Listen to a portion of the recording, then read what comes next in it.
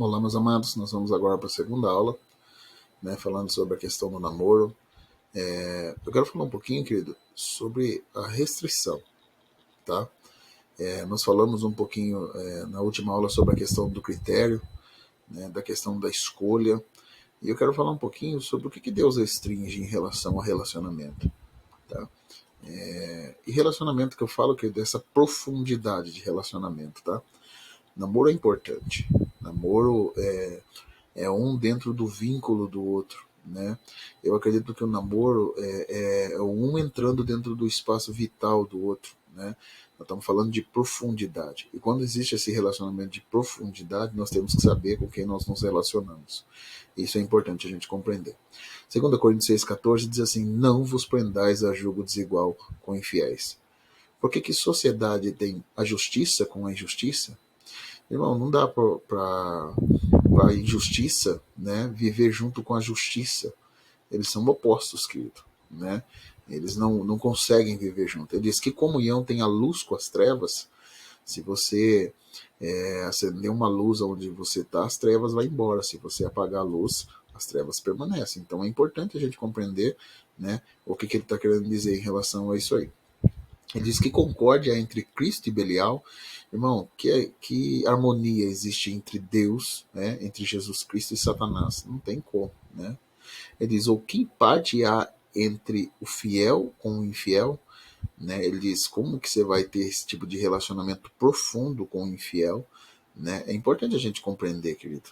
Aí ele diz assim, e que consenso tem o templo de Deus com os ídolos? Eu não posso usar meu corpo, por exemplo, a minha vida, para adorar os ídolos. Né? O meu corpo é templo do Espírito Santo.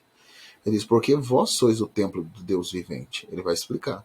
Ele diz, como Deus disse, neles habitarei, e entre eles andarei, e serei o seu Deus, e eles serão o meu povo.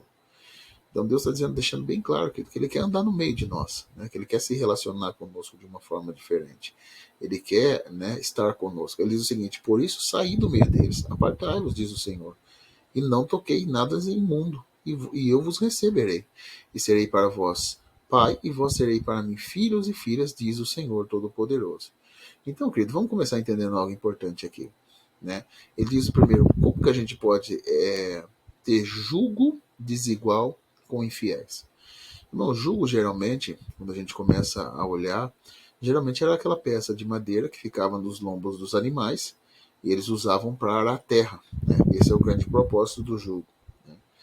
E o jugo, querido, fazia eles carregarem, né, os arados, eles arrastarem os arados, e o jugo ajudava eles a andarem na mesma direção e carregando ali o mesmo peso para que todos pudessem estar ajudando e não sofrendo tanto, né? Porque um ajudava o outro, colocava eles emparelhados. Quando a Bíblia está falando de jugo desigual, é interessante você entender. Por quê? Imagine você pegar, por exemplo, um boi e um jumento, né? Naturalmente, o boi ele é maior, né? Então, assim, o peso vai ficar maior em cima dele. E o jumento ele é um pouco menor. Então, eu fico pensando o seguinte: se você se relacionar com alguém de uma forma fora do padrão de Deus, naturalmente você vai entrar em jogo desigual, né? Nós estamos falando de opostos, querido. Fala de sociedade, né? Que sociedade tem a justiça com a injustiça? Comunhão que tem a luz com as trevas, entre Deus e o diabo, o fiel com o infiel. Não tem como você ter um nível profundo de relacionamento. Eu não estou dizendo que você, muitas vezes, não vai ter contato com esse tipo de pessoa, né? Mas, assim, ter um nível profundo de relacionamento é muito complicado. Você vai entrar em jogo desigual. Naturalmente, você vai carregar o maior peso e vocês não vão andar na mesma direção. Eu fico pensando o seguinte: quantos casais que o marido não vai para a igreja, ou a mulher vai para a igreja, e o outro vai para o baile, né? Vai dançar, vai curtir, vai fazer tudo errado. Por quê? Porque foi um critério, foi uma questão de escolha. Então, assim, querido, o jugo, naturalmente, quantas pessoas hoje não estão carregando um peso maior? Porque entraram em jogo desigual, irmão. Porque, querido, fizeram tudo conforme o seu próprio querer. E muitas pessoas falam, ah, pastor, eu ouvi meu coração. Irmão, a Bíblia diz, querido, Jeremias diz algo interessante, né? Que o nosso coração ele é extremamente enganoso e corrupto.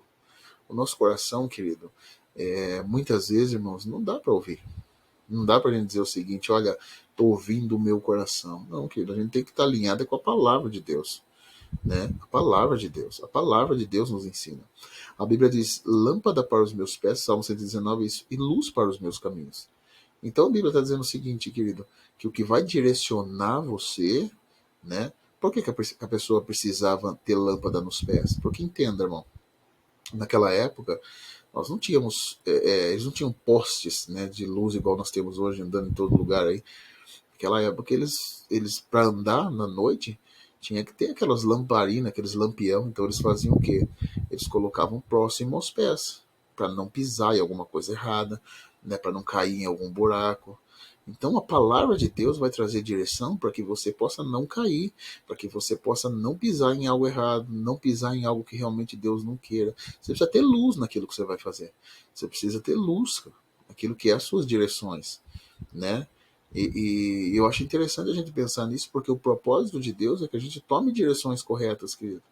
Né? Eu acho. A Bíblia diz no livro de Salmos algo interessante. Ele diz: instruir-te-ei e ensinar-te-ei o caminho que deve seguir. Né? Ele está falando que ele vai instruir, ele vai ensinar. Mas ele fala algo interessante. Ele diz: não sejais como o cavalo ou a mula, né, que precisa de freios, né, na sua boca para poder obedecer. De sorte, eles não obedecem. O que a Bíblia está dizendo? O seguinte: quando ele está dizendo instruir-te-ei, ensinar-te-ei o caminho que deve seguir, ele está dizendo: eu quero que você siga os meus comandos. Eu quero que você aprenda a ouvir a minha voz. Eu quero que você tenha direção daquilo que eu quero para você. Você não é um cavalo, você não é uma mula que eu vou colocar um freio na sua boca e fazer você obedecer na marra. Não é assim. Deus, ele quer instruir. Deus quer nos ensinar. Então é preciso a gente ter esse entendimento correto de como nós vamos lidar com isso. Por quê? Porque se a gente tomar uma decisão errada, existem decisões, irmãos, que nós tomamos que é fácil de você conseguir reverter. Mas tem decisões, querido, que são para a vida toda. Elas vão trazer para você uma responsabilidade para a vida toda. Então é importante a gente entender isso aí, né? Aí eu vejo muita gente dizendo o seguinte: não, pastor, mas tudo bem. Olha, irmão, quantas vezes a gente já não ouviu isso? Pastor, eu vou converter ela, né? Eu vou converter ela porque eu gosto muito dela, ou dele, né, no caso. Irmão, então converta primeiro e namore depois, né? Como se fosse fácil a gente poder converter as outras pessoas, como se fosse fácil a gente poder mudar as outras pessoas, né? Como se essas coisas fossem no estalar de dedo, né? Existem coisas, irmãos, que a gente não muda nem depois de casado, querido. Você que é casado, que está me ouvindo, sabe o que eu estou dizendo. Tem coisas que a gente não muda nem depois de casado, né? Tem algumas coisas na minha esposa que eu não gosto e tem coisas que ela não gosta até hoje em mim. E é fato, né, irmão? Então, assim, a gente quer mudar os outros. Olha o que a Bíblia diz. 1 Coríntios 7,16 diz o seguinte: porque de onde sabes, ó mulher, se salvarás o teu marido? Ou de onde sabes, ó marido, se salvarás a tua mulher? Como que a gente vai dizer que a gente vai salvar alguém? Como que a gente vai dizer se a gente vai levar alguém para Cristo? Como que a gente vai dizer que vai converter alguém? Né? Como que a gente sabe disso? É. Então, querido, por isso que é muito importante a gente ter um critério de escolha, saber exatamente o que nós estamos fazendo da nossa vida, tá? Saber exatamente qual a direção que nós estamos tomando. E hoje eu vejo muitas pessoas dizendo o seguinte: não, você tem que ser bonita, tem que ser bonito, tem que ser lindo, tem que ser gatão, tem que ter olho verde. Eu gosto de morenão, eu gosto de morenão. Não, deixa eu dizer uma coisa para você, querido. Claro, que se você puder encontrar tudo que é as qualidades na pessoa e ainda conseguir encontrar beleza, tudo bem. Mas o critério nosso não pode ser só a beleza, né? Eu vejo muita gente que só foi pelo critério da beleza e teve problema seríssimo em relação a isso. Você não pode se envolver só pela beleza. Claro, irmão, você tem as suas escolhas, mas não é só a beleza. Provérbios capítulo 31, versículo 30 diz assim: a beleza é enganosa e a formosura é passageira, mas a mulher que teme ao Senhor será elogiada. Eu acho aqui muito interessante algumas coisas. Primeiro, né, a beleza é enganosa. A formosura é passageira. Passa, irmão. Acredite, passa. Né? Passa. O corpinho de violão amanhã pode estar sendo vou dizer uma coisa para você, um violão cello. Pode ser um baita de um violão grandão, né, querido? Então a gente precisa pensar nisso aí, né? cabelinho liso, bonito, amanhã depois pode dar ruim, né? A pele lisinha, amanhã depois pode estar enrugada. É passageiro, irmão. É passageiro, a beleza é enganosa. Eu não estou dizendo que você vai sair escolhendo qualquer, né? Ah, pastor, eu não vou casar com qualquer uma não feia, não só porque é mulher. Não, não é isso que eu estou dizendo aqui. Mas estou dizendo que você deve prestar bastante atenção nesse critério na questão das escolhas, né? E ele diz: a beleza é enganosa e a formosura é passageira, mas a mulher que teme ao Senhor será elogiada. Eu falo que esse é um dos maiores princípios, né? Aquilo que a gente estava falando. O temor ao Senhor. O temor ao Senhor. Esse é o grande propósito. A pessoa teme a Deus, a pessoa respeita a Deus. Gente, temer, a gente pode pegar, na verdade, se você for pegar essa palavra, tem várias características, né? Mas um dos sinônimos dela é respeito. Ela respeita Deus, ela ama Deus, ela coloca Deus em primeiro lugar. Porque se esse for o grande propósito, irmãos, ela vai, querido, saber como lidar e como levar esse relacionamento de uma forma diferente. Eu brinco que as pessoas dizem: mas pastor, é um gato, pastor, é uma gata. Irmão, eu brinco que gato solta pelo, dá alergia, só come, não se preocupa com o dono. O gato dá trabalho, querido. Eu tô brincando, lógico, eu sei que tem gente que gosta bastante, né? Mas, não, deixa eu dizer uma coisa pra você. Às vezes, querido, tem que casar com desengonçado mesmo. Às vezes o cara é desengonçadinho, mas ele tá ali no propósito, né? É, é alguém que sabe o que é da vida, alguém que realmente tem dinheiro. Porque, irmão, lógico que vai variar de pessoas para pessoas, mas assim, tem muita gente que não tá nem aí com nada, querido. Ele não tá nem aí com nada. Ele só quer zoar, só quer brincar. E tem gente, querido, que leva as coisas a sério, né? Valorize a essência, querido. A beleza é passageira. A beleza é passageira, irmão. Esse negócio de valorize a essência. Eu dei um seminário um tempo atrás falando de casamento, eu estava falando sobre essência e tem uma história interessante, né? Tem uma história da questão da essência, que um jovem chega pro pastor, né? O jovem chega no pastor de uma igreja e diz: pastor, eu quero casar. Não aguento mais essa vida de solteiro. Não aguento mais ficar sozinho. Tá difícil para mim, pastor. Quero casar. E o pastor falou para ele: meu filho, não fica olhando a aparência. Tá olhando a aparência, tá escolhendo demais, meu amado. Ele diz: olha a essência, né? Você está demorando para casar porque você não está olhando a essência. O jovem disse para o pastor: tudo bem, pastor, eu acho que o senhor está certo mesmo. Eu vou começar a olhar a essência agora. A partir de agora eu sou só essência. Aí ele falou para o pastor: eu vou para cima. Mas um belo dia, uma jovem, querido, esse jovem liga para o pastor, né, da igreja. O pastor estava viajando, né? Ele pregava para fora, um pregador itinerante também. E diz: pastor, achei minha Rebeca. Acertei o pé, como a gente diz aqui. Achei a minha Rebeca, pastor. Achei. Agora a vida vai para frente. E o jovem diz: pastor, ela chegou aqui na igreja. Pastor, pensa numa mulher que canta muito. Pastor, pensa numa mulher que canta demais. Ela canta, pastor. Quando ela canta, o céu se abre. O poder de Deus desce. A coisa. Mas, pastor, é essência demais. Pense em alguém diferenciado. Só que, pastor, tem um probleminha. Ela é um tanque de guerra, pastor. E é desse tamanho, ela pesa uns 200 quilos. Pastor do céu, fica difícil para mim nessa área. Aí o jovem disse pro pastor: eu vou encarar, pastor, eu tenho pressa, né? E eu vou focar na essência, vou focar na essência. Pastor, quando ela canta, o céu se abre, pastor. A glória de Deus desce, é muita unção, pastor. E o jovem chega na moça e diz: minha filha, eu me encantei contigo. E ela diz para ele: então empatou. Eu também estou encantada quando eu olho para você, meu coração chega a pular para fora. E o jovem disse: para que eu quero namorar, mas eu quero namorar pouco tempo, eu quero noivar, casar logo, rápido. E disse: o outro lado disse também: eu também quero. Então fechou, juntou a fome e a vontade de comer, deu certinho, tamo junto. Conclusão, querido: o jovem namorou e noivou e casou rápido. Na primeira noite da lua de mel, querido, ele acordou. Na hora que deu uma olhadinha do lado, ele disse: meu Deus do céu. Ele acordou ela, irmão. Ele começou a chacoalhar ela. Ela falou: o que foi? O que aconteceu? Como que você tá me acordando desse jeito? Ele falou: filha, pelo amor de Deus, canta. Canta, filha, pelo amor de Deus, canta, canta, canta. Minha filha, deixa eu dizer uma coisa, você nunca pare de cantar, nunca, nunca pare de cantar.